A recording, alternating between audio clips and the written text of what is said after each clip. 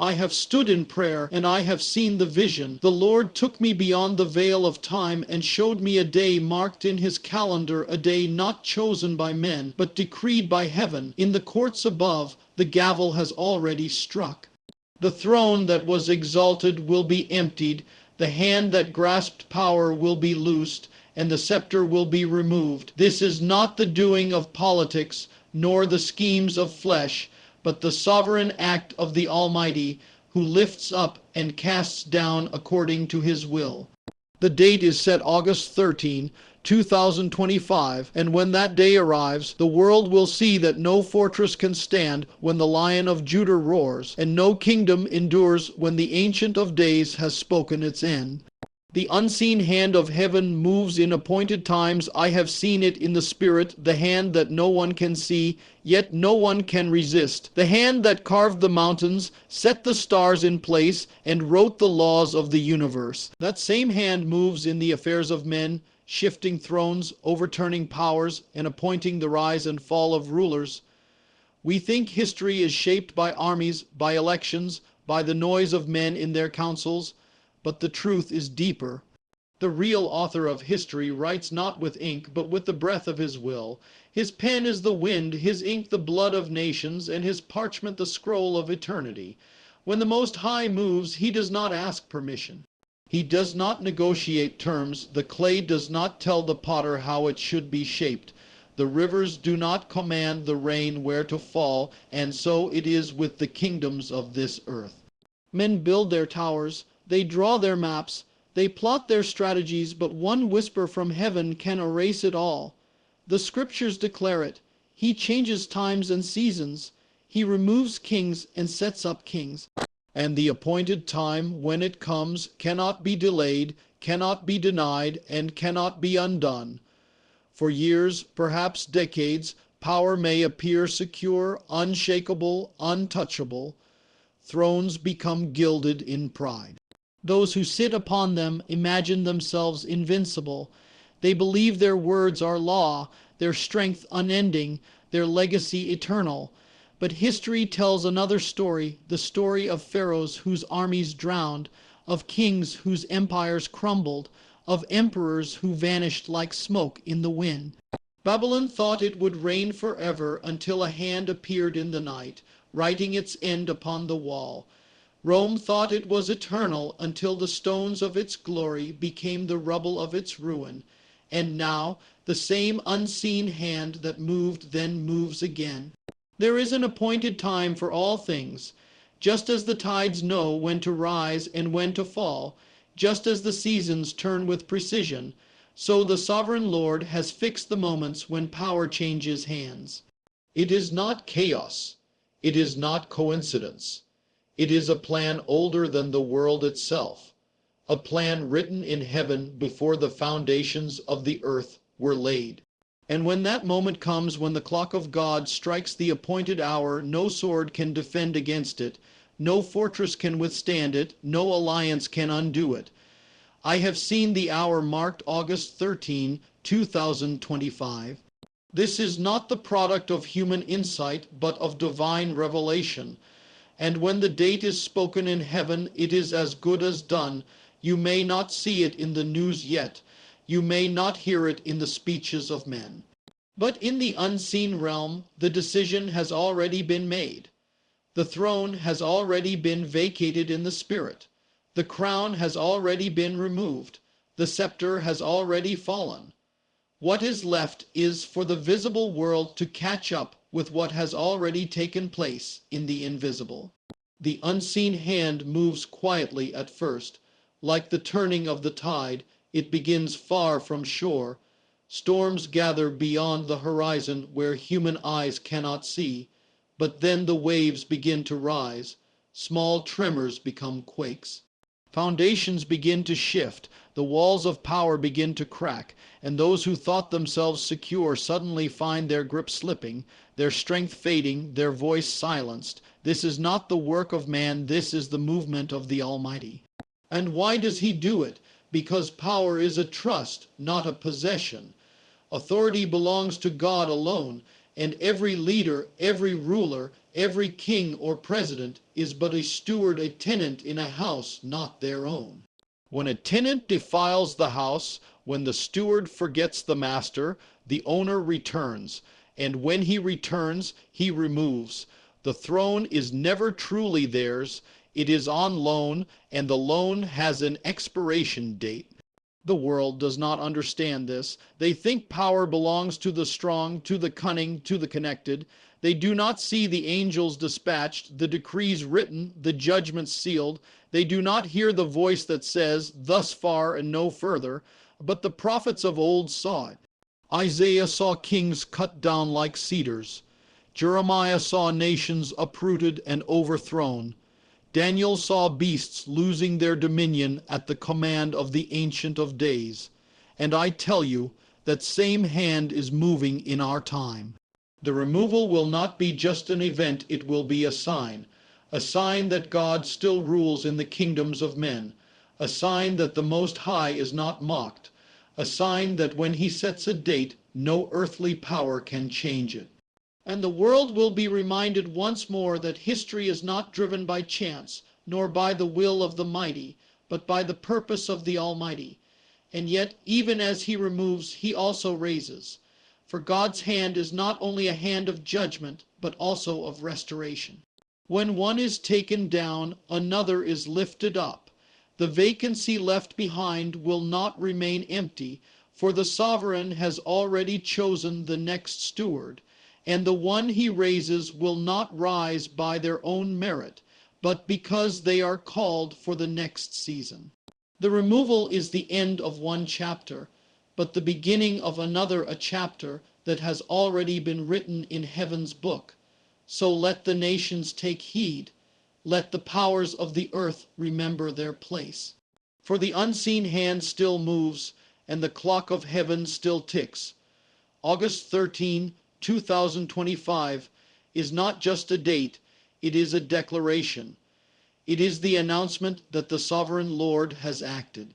And when the day comes, it will be as when the Red Sea parted.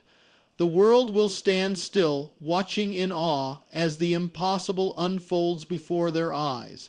And when it happens, many will say, "This is the work of politics, of chance, of circumstance." But those who know the voice of God will know better. We will know that it was written before the foundations of the earth. We will know that the unseen hand has moved again, and we will know that when heaven speaks, earth obeys. So watch, for the hour is closer than it appears. Stand ready, for the wave is already forming beyond the horizon. And remember, the rise and fall of men are not in the hands of men, but in the hands of the one who rules over all. And when that hand moves, no power in heaven or on earth can stand against it. The day of reckoning was written before time began, long before your first breath, before the oceans filled their beds, before the sun first blazed in the sky, there was a plan.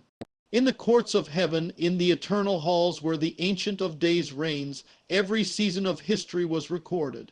Not a sparrow falls without his knowing. Not a king rises without his decree. Not a throne is emptied without his command.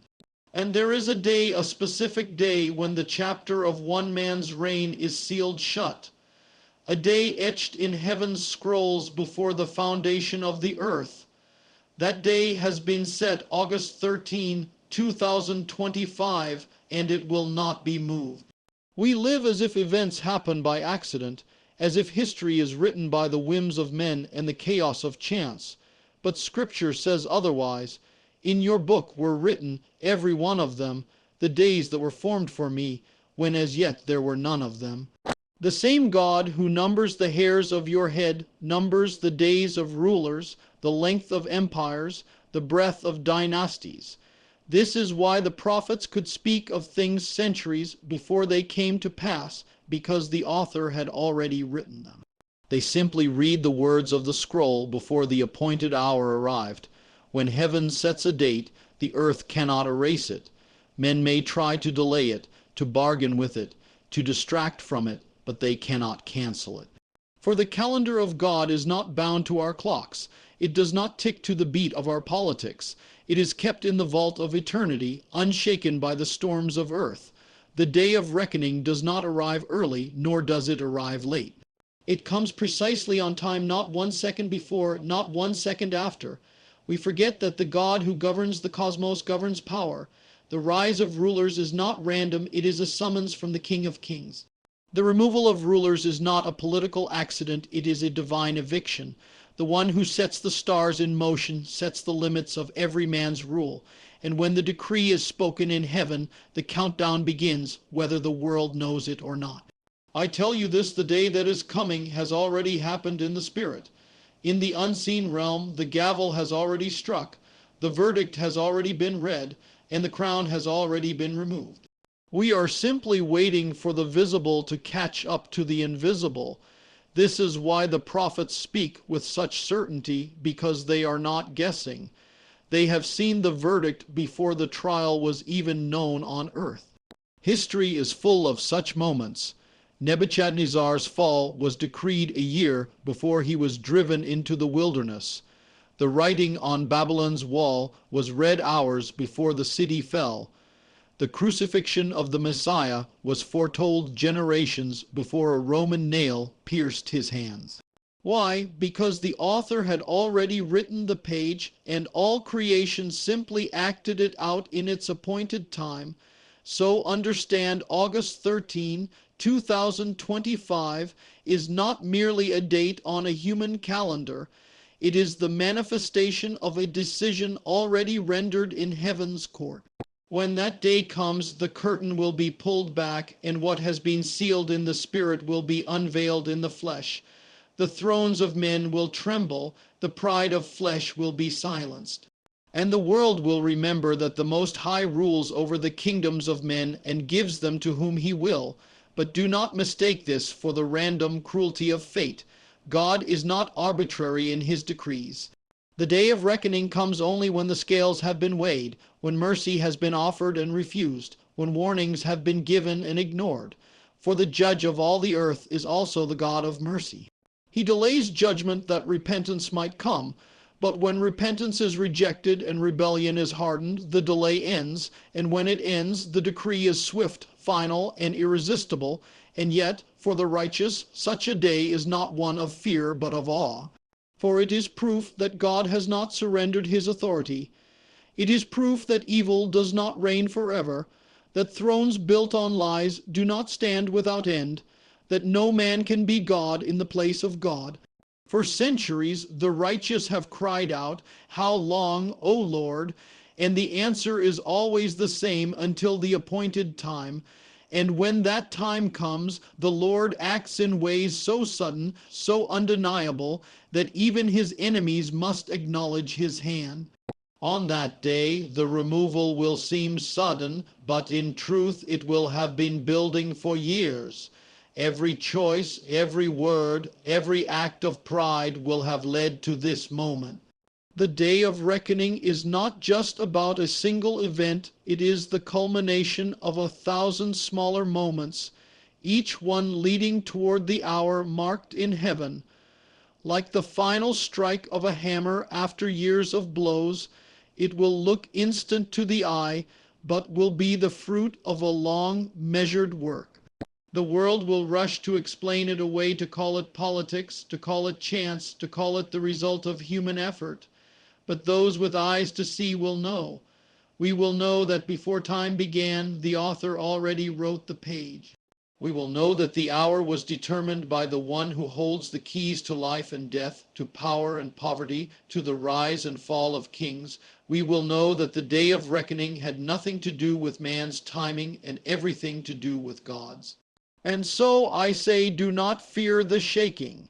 The shaking is not the end, it is the sign. The shaking means the judge still sits on his throne. The shaking means the world is still under the rule of heaven. The shaking means that though men may forget God, God has not forgotten the earth. And when the appointed day comes, no force on earth or in hell can hold back his will. The same God who wrote the beginning writes the end. The one who declared, "Let there be light," declares also when the light of a man's rule will be extinguished. The day of reckoning is not a rumor, it is reality, already fixed, already sealed, already certain. And when August 13, 2025 arrives, the world will witness once again that time belongs not to men, but to the maker of time. So lift up your eyes. The clock of heaven is still ticking. The hourglass is still running. And the day that was written before time began is almost here. Pride always builds its own gallows from the dawn of time. Pride has been the seed of every downfall. It was pride that turned an angel into the adversary. It was pride that hardened Pharaoh's heart until his chariots lay broken beneath the waters. It was pride that drove Nebuchadnezzar to stand on the roof of Babylon and proclaim his own glory, only to be driven into the wilderness like a beast. And pride, no matter how it dresses itself, always carries with it the hammer and nails for its own destruction. It always builds its own gallows. The one who exalts himself is already laying the beams. The one who magnifies his own name is already twisting the rope. The higher the tower rises, the deeper the fall will be. And though men may applaud the climb, though crowds may cheer the arrogance, heaven watches with sorrow, for heaven knows the pattern. It has been written into the laws of God's creation. God opposes the proud, but gives grace to the humble. And if God himself opposes you, what hope do you have to stand? Pride is not merely arrogance of speech. It is the dethroning of God in the heart. It is when a man believes that his wisdom is greater than heaven's, that his power is his own, that his reign is without end. Pride takes the gifts of God and claims them as self-made. It uses the breath given by the Creator to boast against the Creator. And in doing so, it plants the seeds of its own judgment. Look through the pages of Scripture and you will see the pattern. Haman, in the book of Esther, built a gallows for Mordecai 75 feet high. He built it to destroy another, but it became the very instrument of his own end. The same gallows that pride builds for others will be the gallows where pride itself is hung. The same weapon forged for control will be turned by God against the one who wields it. The same schemes laid to ensnare others will become the snare that catches the schemer. The gallows may take different forms in our time. It may not be made of wood and rope. It may be a network of lies, a tower of corruption, a fortress of alliances, a stage of self-glory. But make no mistake, every gallows of pride will be tested by the fire of God's justice. And when that day comes, the beams will break under the weight of the very one who built them. You see, God is patient. He does not strike at the first hint of arrogance. He allows the gallows to rise. He allows the rope to be tied. He allows the prideful to believe their security is unshakable. And then, in the appointed moment, he turns the plans of the proud back upon their own heads. He did it to Pharaoh. He did it to Herod, who accepted the worship of men and was struck down by an angel. He did it to the builders of Babel, whose language he confused before the tower could reach its end. And he will do it again. The danger of pride is that it blinds. The proud cannot see their own fall even when the ground beneath them begins to crack. They mistake God's patience for God's approval. They confuse delay with escape. They think the rope in their hands is a tool of power, not realizing it is the rope of their own undoing. And so they continue higher and higher until the moment the floor is pulled from under them. This is why the day of reckoning that comes on August 13, 2025, is not merely about a shift in power, it is about the justice of God against pride. The gallows have been rising for years. Every act of arrogance has been another beam. Every word of self-glory has been another knot in the rope. Every scheme against truth has been another nail in the structure. And now, in the timing of God, the gallows stand complete. When the appointed day arrives, the fall will not be a mystery. The ropes of pride will tighten, the beams of arrogance will splinter, and the weight of self-exaltation will bring it all crashing down. The world will watch and wonder how something that seemed so strong could collapse so quickly. But those with eyes to see will know the collapse began the moment pride took the throne of the heart. The wisdom of God has always been this: whoever exalts himself will be humbled, and whoever humbles himself will be exalted. Pride climbs to be seen, humility bows to be lifted. Pride seeks to take, humility seeks to serve. Pride trusts in man, humility trusts in God. And so the destinies are set, the proud will fall, and the humble will rise. Even now, heaven warns the proud. It speaks through the prophets, through the word, through the trembling of nations. It says, turn before the rope tightens, bow before the beams break. But pride rarely listens. It mocks the warning, thinking it cannot be touched. And so it keeps building until the shadow of the gallows falls across its own path. This is not new. This is the law written into the fabric of reality by the Creator himself. The more a man lifts himself above God, the greater the fall when God lifts his hand. The more a ruler builds his throne on self, the more that throne becomes the platform of his undoing. The gallows do not need an enemy to be built. Pride is its own architect. And so when August 13, 2025 comes, remember this truth: what falls on that day will not fall by chance. It will not fall by the mere will of men. It will fall because pride cannot stand in the presence of the Almighty. It will fall because the gallows have been completed. It will fall because heaven has declared it so. And once it falls, no hand can raise it again. In that day, let it be a warning to every heart: do not build your life on the beams of self-glory. Do not weave the rope of arrogance. Do not climb the tower of self-exaltation. For the higher you rise on the ladder of pride, the harder the earth greets you when you fall. Instead, bow low, for the low places are the safest places when the winds of heaven blow. The unseen hand of God not only removes the proud, it also lifts the humble. The same judgment that topples the tower will raise up the tent. The same wave that sweeps away the fortress will water the seeds of the righteous. This is the justice of God: the gallows of pride fall, but the meek inherit the earth. So I speak this not only as a prophecy of one man's removal, but as a call to all of us. Do not let pride write your ending. Do not let arrogance be the carpenter of your gallows. For the judge of all the earth sees every beam you lay, every rope you tie, every nail you drive. And in the day of judgment, the structure you have built will either be the platform of your glory in him, or the gallows of your fall without him. The throne belongs to no man from the dawn of time until this very hour. Every seat of power on this earth has been borrowed. Every crown has been loaned. Every throne has been occupied by tenants who rise for a moment, only to be replaced by another. And yet, generation after generation, man forgets this truth. He imagines that the throne is his by right, that the crown is the product of his own hand, that the scepter rests in his grasp because of his wisdom, his cunning, his strength. But heaven declares a different reality: the throne belongs to no man. The true owner of every throne is the one who made the heavens and the earth. He is the King of kings, the Lord of lords, the Ancient of days.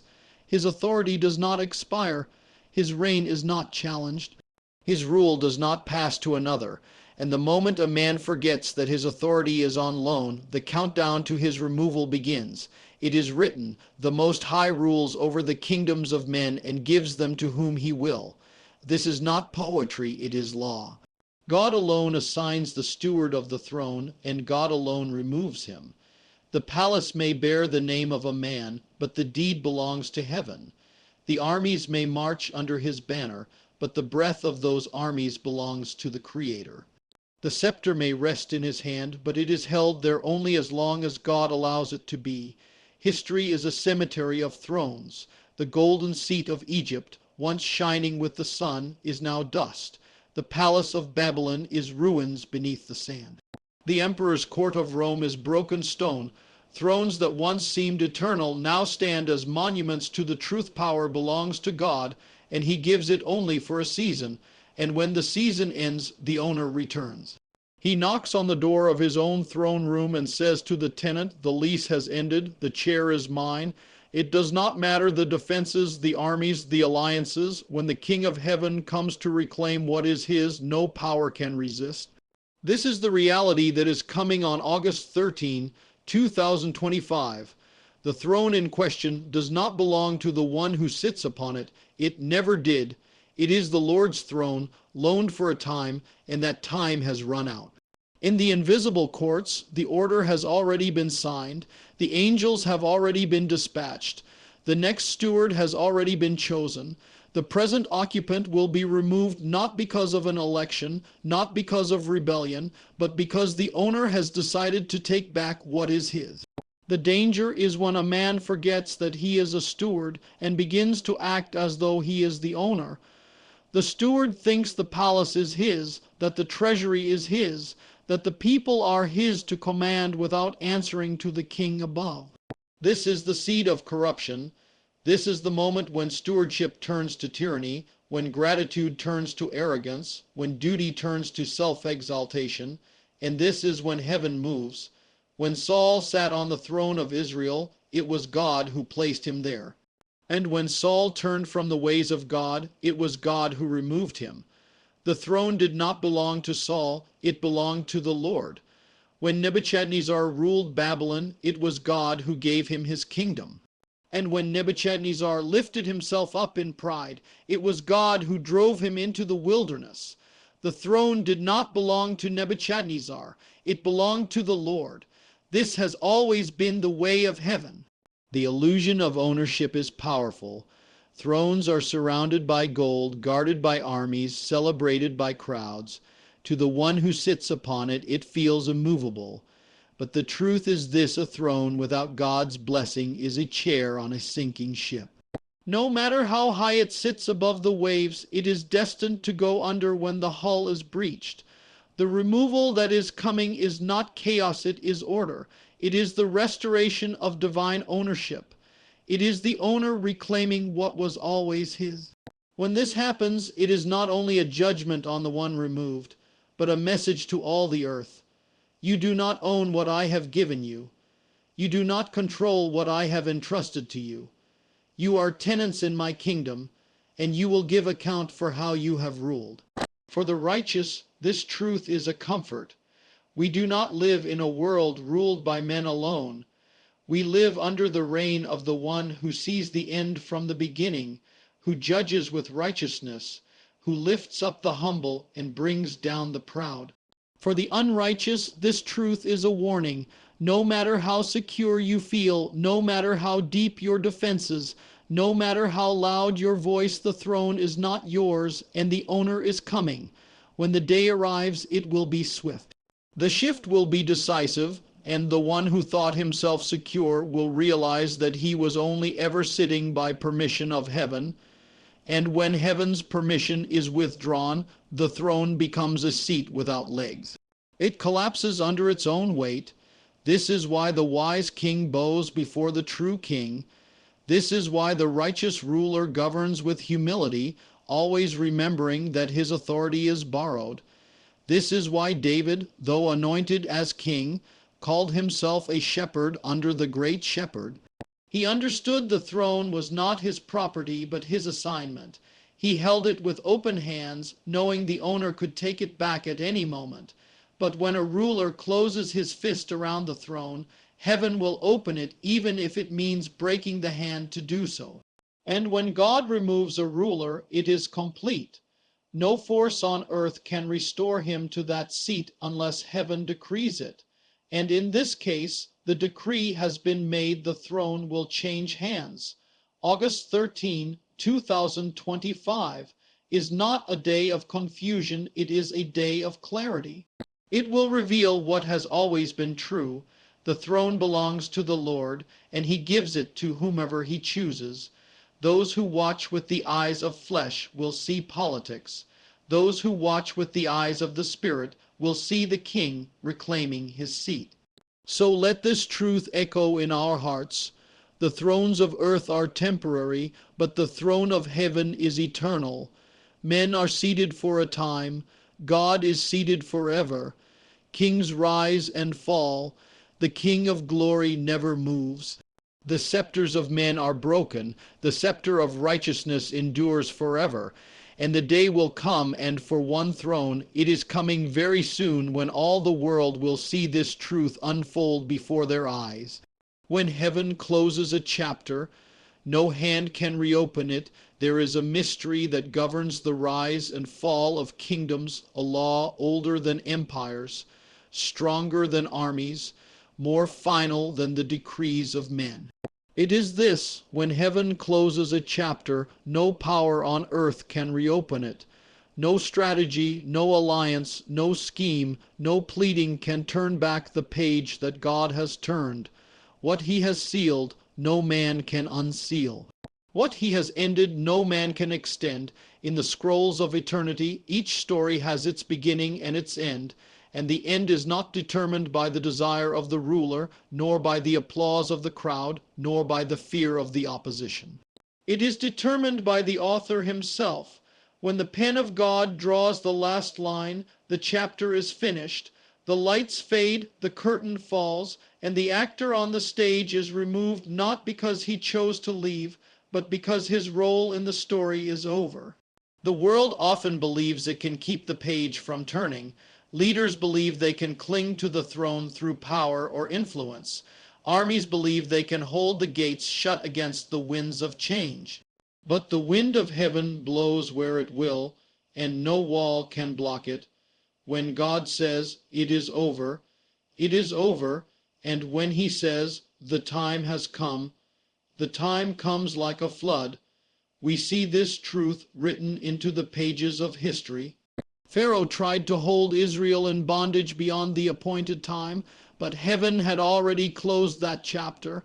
No plague, no warning, no word could have changed it. The story of Pharaoh's reign was ending, and the Exodus had begun.